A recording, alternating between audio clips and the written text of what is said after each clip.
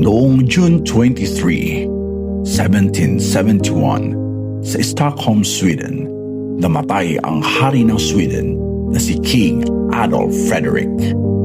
Hindi sa digmaan, hindi sa lason, kundi sa sobrang pagkain. Sa araw na iyon, nagkaroon ang hari ng isang napakaluhong hapunan. Kabilang sa kanyang kinain ang lobster, caviar, repolyo at maraming champagne. Ngunit hindi pa roon nagtapos ang lahat.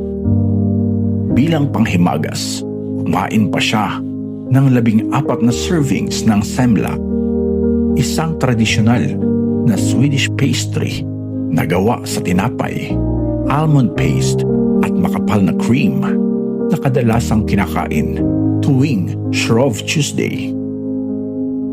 Makaraan lamang ang ilang oras, nakaramdam ang hari ng matinding pananakit ng tiyan at digestive failure. Sa edad na 60, pumanaw si Adolf Frederick matapos ang isa sa pinaka-dokumentadong fatal overeating cases sa kasaysayan ng Europa.